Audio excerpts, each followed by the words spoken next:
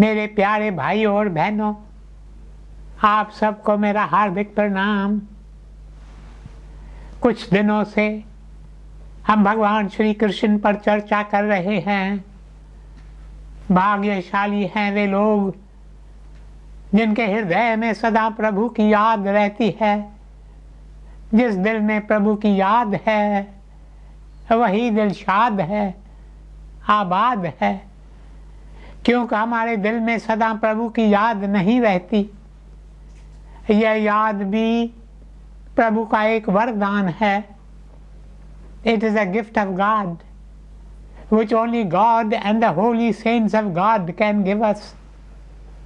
इसलिए हमें सदा प्रभु को पुकारना चाहिए। यदि हम और कोई अभ्यास नहीं कर सकते तो कम से कम एक यही साधना करते रहें, प्रभु को पुकारते रहें, प्रभु को पुकारते रहें। हे भगवान, तुम मुझे ऐसा आशीष दो ताकि तुम्हारी याद सदा मेरे हृदय में बनी रहे। प्रभु, तेरी याद महासुखदाई, एक तू ही रखवाला जग में, तू ही सदा सहाई। प्रभु तेरो नाम जो ध्याए फल पाए, सुख लाए तेरो नाम। प्रभु तेरो नाम जो ध्याए फल पाए, सुख लाए तेरो नाम।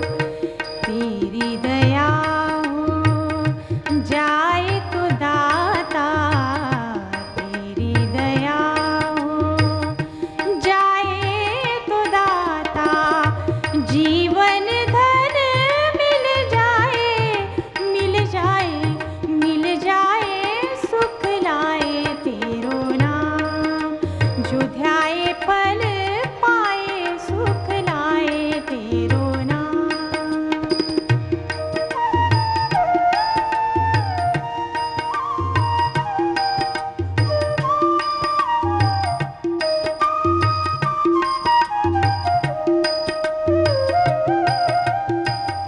तू दानी तू अंतर्यामी,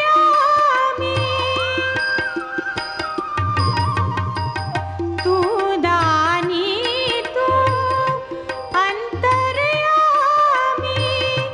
तेरी कृपा हो जाए तो स्वामी, हर बिगड़ी बन जाए।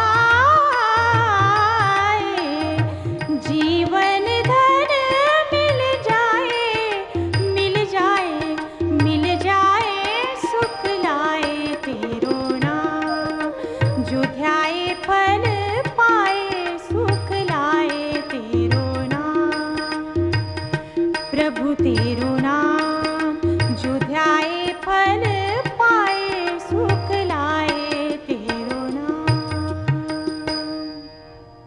मेरे प्रियजनों, कई बातें होती है। संसार तो आने जाने का नाम है। संसार में कुछ भी नित्य नहीं है, कुछ भी ठहरता नहीं है। एक ही है जो ठहरा हुआ है, जो नित्य है, वो है ईश्वर। He is the ever changeless one. He was, he is, he will be forever and forevermore. आद सच जुगाद सच है भी सच, नानक होसी भी सच। तो इसलिए हमें चाहिए कि हम अपना दिल उसे दें। ऐसा कहा जाता है कि ईश्वर ने हमें दो आँखें दी हैं, दो हाथ दिए हैं, दो बाहें दी हैं, दो टांगें दी हैं, दो पाँव दिए हैं, किंतु दिल एक ही दिया है। और वो दिल है उस एक के लिए ही। मेरे प्यारे भाइयों और बहनों, कल मैंने आपको बताया श्री कृष्ण मथुरा आए, उन्होंने कंस का वध किया और फिर राजा उग्रसेन से मथुरा के सिंहासन पर बैठने के लिए कहा। मुझसे कल पूछा गया कि जब श्री कृष्ण मथुरा आए और कंस का वध किया तो श्री कृष्ण स्वयं मथुरा के सिंहासन पर क्यों नहीं बैठे? उन्होंने राजा उग्रसेन को मथुरा के सिंहासन पर बैठने के लिए क्यों कहा? इसलिए आज मैंने सोचा मैं आपको बताऊं कि श्री कृष्ण मथुरा के सिंहासन पर क्यों नहीं बैठे। राजा उग्रसेन कंस के पिता थे। वे एक धर्मिष्ठ और नेक इंसान थे। श्री कृष्ण उग्रसेन के पास आते हैं और कहते हैं, नाना जी अब आप बिल्कुल आज़ाद हैं। आप न केवल आज़ाद हैं बल्कि मथुरा के राजा भी हैं। कृपया चलकर अपने सिंहासन पर विराजे। तब उग्रसेन कहते हैं, प्रिय कृष्ण तुम मुझे अपनी जान से भी ज़्यादा प्यारे हो। मैं सिंहासन पर नहीं बैठूंगा। सिंहासन पर बैठने का अधिकार तुम्हारा है, क्योंकि नियम अनुसार यदि कोई राजा किसी दूसरे राजा को पराजित करता है तो पराजित करने वाले राजा को मारने वाले राजा के सिंहासन पर बैठने का अधिकार होता है। तुमने कंस का वध किया है। कंस मेरा पुत्र था। उसने मेरे साथ दुर्व्यवहार किया, किंतु मेरे मन में अभी भी उसके लिए स्नेह है। मुझे तो इस बात की खुशी है कि कंस का वध तुम्हारे हाथों हुआ। तुम तो स्वयं श्री विष्णु के अवतार हो। ये तो कंस का सौभाग्य था कि उसकी मृत्यु तुम्हारे हाथों लिखी थी। मेरे प्यारे भाई और बहनों, उग्रसेन कहते हैं, कृष्ण मथुरा के सिंहासन पर तुम्हें ही बैठना होगा।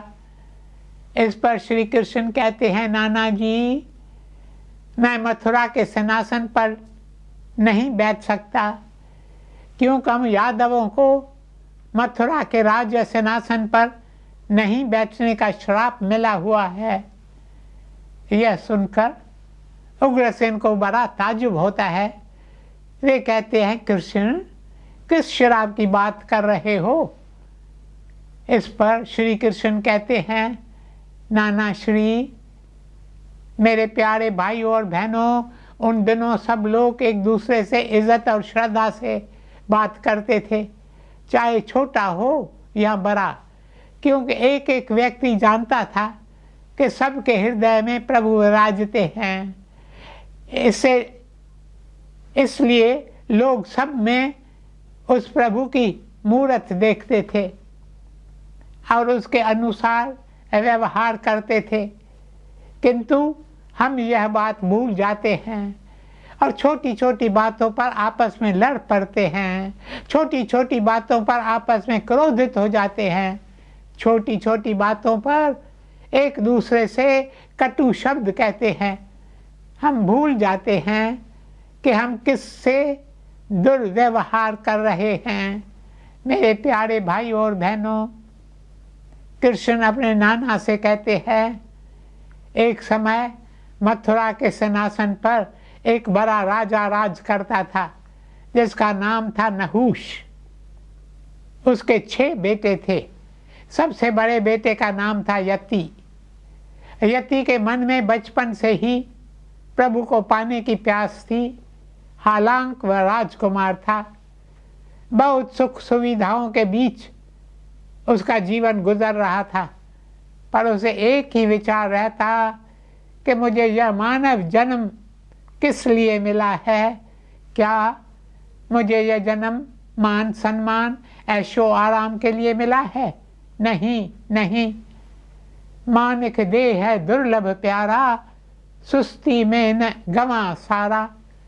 जो अपने को जान न पाता, मूर्ख चक्कर में पिसता जाता।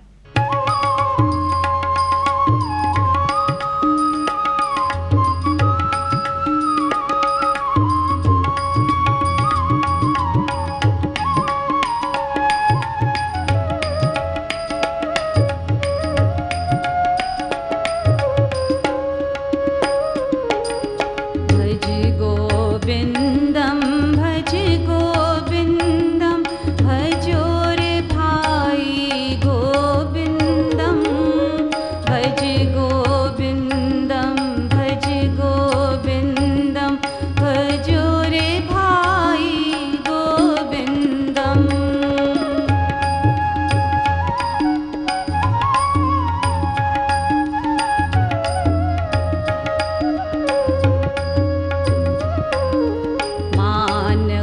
देह है दुर्लभ प्यारा, सुस्ती में न गवा सारा। जो अपने को जान न पाता, मूर्ख चक्र में पिसता जाता।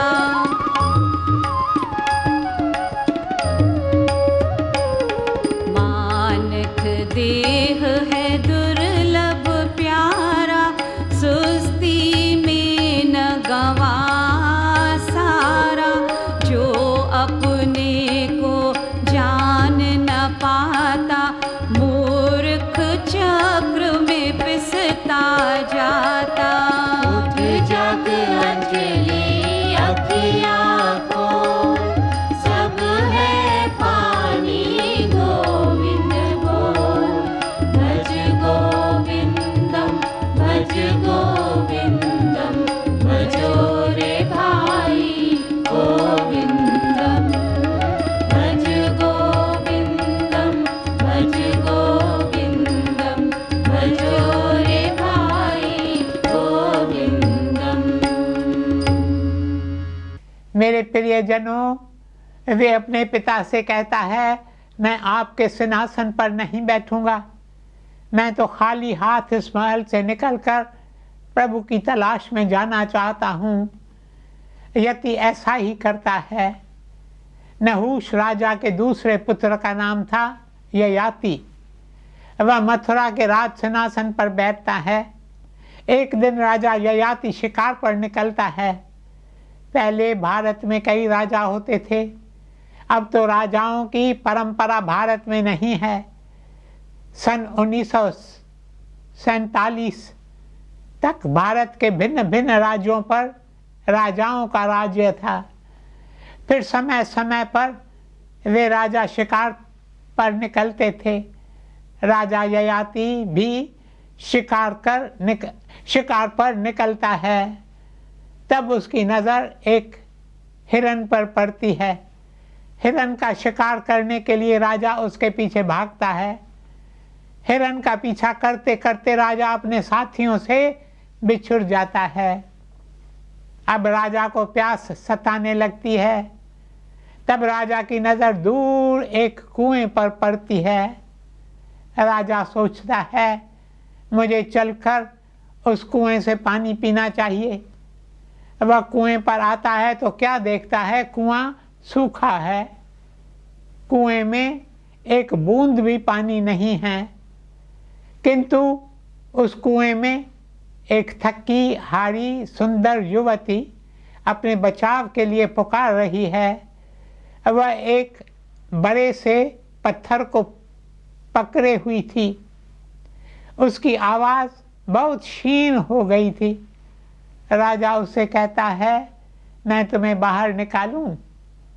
इस पर युवती कहती है, नहीं नहीं, मैं वस्त्रहीन हूँ और कुएं की गहराई के अंधेरे के कारण मेरे वस्त्रहीन होने का आपको पता नहीं चल रहा।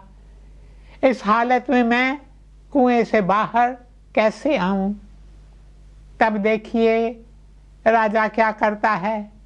राजा अपना चोगा उतारकर उस युवती को देता है। युवती चोगा पहनती है। राजा कहीं से जाकर रस्सी लेकर आता है और उस रस्सी को कुएं में फेंककर युवती को बाहर निकालता है। कुएं से बाहर निकलकर युवती एक पेड़ के नीचे जाकर बैठ जाती है। तब राजा उससे पूछता है, तुम अपने घर क्यों नहीं जाती? युवती कहती है, मैं घर नहीं जाऊंगी। अब जहां आप जाएंगे वहां मैं भी जाऊंगी। राजा कहता है, तुम मेरे साथ चलोगी? तुम कौन हो? कहाँ से आई हो? मैं तो तुम्हें जानता ही नहीं। इस पर लड़की कहती है, मेरा नाम है देवयानी और मैं शुक्र आचार्य की बेटी हूँ। इस राज्य का जो राजा है उसका नाम है विश्वपर्व। वह मेरे पिता का शिष्य है। मेरे पिता महाशक्तिमान हैं। राजन, आपने मेरे पिता का नाम अवश्य सुना होगा। मेरे पिता का नाम तीनों लोकों में प्रसिद्ध है। इस पर राजा युवती से कहता है, फिर तुम अपने घर क्यों नहीं लौट जाती? तुम अपने पिता के पास क्यों नहीं जाना चाहती? क्या तुम्हारे पिता तुमसे प्यार नहीं करते? देवयानी कहती है, मेरे पिता मुझे अपनी जान से भी ज़्यादा प्यार करते हैं। सारे संसार में वे सबसे ज़्यादा मुझे प्यार करते हैं। वे मेरे सिवा एक पल भी नहीं रह पाते हैं। तब राजा आश्चर्य से कहता है, फिर तुम अपने पिता के पास क्यों नहीं जा सकते हो? अब देवयानी राजा से कहती है, इस राज्य के राजा विश्व पर्व की एक बेटी है जिसका नाम है शर्मिष्ठा। शर्मिष्ठा और मैं वर्षों से एक दूसरे की सखियां थीं, पर पता नहीं शर्मिष्ठा को आज क्या हो गया। वह एक छोटी सी बात पर मुझसे लड़ पड़ी और बोली, तुम्हारे पिता तो एक भिखारी हैं। वे मेरे पिता से भीख मांगने आते हैं। जब मेरे पिता उन्हें कुछ दान देते हैं तब कहीं जाकर तुम्हारे पिता अपना और तुम्हारा पेट भरते हैं। तुम एक भिखारी की बेटी हो। आगे देवयानी कहती है, इस तरह शर्मिष्ठा ने मुझसे ऐसे ऐसे अपशब्द कहे कि मैं आपको क्या बताऊं। उसने मेरे कपड़े भी फाड़ दिए और मुझे इस कुएं में धकेल दिया। अब मैं राजा विश्व पर्व के राज्य में लौटकर नहीं जाने वाली। मैं यहीं बैठी रहूंगी। यदि आप मुझे अपने साथ ले चलें तो मैं आपके साथ जाऊंगी। आपने मेरा दाहिना हाथ पकड़कर मुझे कुएं से बाहर निकाला। मेरे प्यारे भाइयों और बहनों, उन दिनों शायद यह रवाज था कि दूल्हा सदा अपनी दुल्हन का दाहिना हाथ पकड़ता था। इसलिए देवयानी कहती है, हे राजन, आपने मेरा दाहिना हाथ पकड़ा। उस समय मैंने आपको मन ही मन अपना पति मान लिया। अब यदि मुझे आप अपने साथ ले चलें तो मैं चलने के लिए तैयार हूँ। बेचारा राजा उलझन में पड़ गया। वह मन ही मन कहता है, मैं इसे अपने साथ कैसे ले जा सकता हूँ। वह देवयानी से कहता है, तुम ब्राह्मण कुल की कन्या हो, शुक्राचार्य गुरु हैं, मैं एक क्षत्रिय हूँ। एक क्षत्रिय ब्राह्मण कुल की कन्या से कैसे विवाह कर सकता है? ऐसा कहकर राजा ययाति आगे बढ़ गया। उधर शुक्राचार्य देवयानी के आने का इंतजार कर रहे थे। वे सोचते हैं, पता नहीं देवयानी अभी तक घर क्यों नहीं लौटी। वे देवयानी की खोज करने के लिए निकल पड़ते हैं। देवयानी के बारे में केवल शर्मिष्ठा ही जानती थी। वह तो मन ही मन सोच रही थी, भिखारी की बेटी देवयानी का काम अब तमाम हो गया। अब इस बात का तो किसी को पता भी नहीं चलेगा। मेरे प्यारे भाइयों और बहनों, गुरु शुक्राचार्य के कई शिष्य देवयानी को ढूंढते ढूंढते उसी पेड़ के नीचे आ पहुंचते हैं जहां देवयानी बैठी थी। वे देवयानी के पास आकर कहते हैं, तुम्हारे पिता तुम्हारे बिना बेहाल हो गए हैं। तुम यहाँ क्यों बैठी हो? चलो अपने पिता के पास चलो। लेकिन देवयानी जिद पकड़कर बैठ जाती है। वह कहती है, चाहे कुछ भी हो जाए, अब मैं इस नगर में पैर नहीं रखूंगी। आखिरकार शुक्राचार्य स्वयं देवयानी के पास आते हैं और उसे घर चलने के लिए कहते हैं। तब देवयानी उनसे कहती है, मैं आपके साथ चलने को तैयार हूँ, लेकिन मेरी एक शर्त है। अब हम इस नगर में नहीं रहेंगे। आपको मेरे साथ किसी अन्य नगर में चलकर रहना होगा। मैं अब किसी भी कीमत पर इस नगर में नहीं रहूंगी। इस नगर की राजकुमारी ने मेरा अपमान किया है। उसने आपके बारे में ऐसे ऐसे अपशब्द कहे हैं जो मैं आपको बता भी नहीं सकती। ये सुनकर शुक्राचार्य राजा के पास आकर उसे सारी बात बताते हैं।